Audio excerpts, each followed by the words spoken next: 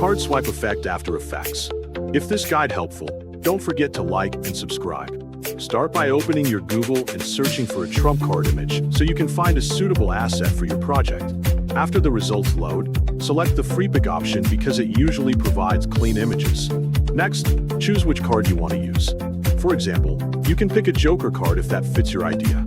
After that, click the image to open it. Inside the image page, click the arrow button beside the download option and select JPG so the file saves properly. Then open your Windows browser and search for After Effects. Click it to launch the program and wait until it fully loads.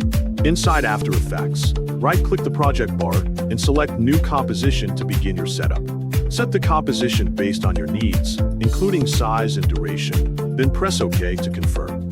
Next, right-click the project bar again and select Import, then press File to open your folders. Choose the trump card image you downloaded earlier and import it. After that, drag the image into the timeline so it appears in your composition. Adjust the size based on your need so it fits well on the screen. Now press G to activate the pen tool. Select the preview panel and press the backtick key to switch to full screen so you can work more clearly. Use the pen tool to mask the card and remove the background as clean as possible. After finishing the mask, pre-compose the layer and make sure to select Move All Attributes into the new composition. Then go to the Effect and Presets panel and search for Offset. Drag and drop the offset effect onto the image layer so you can control its movement. Turn on the keyframe for the offset property to begin animation. Set the first keyframe value based on your need so the image starts in a shifted position.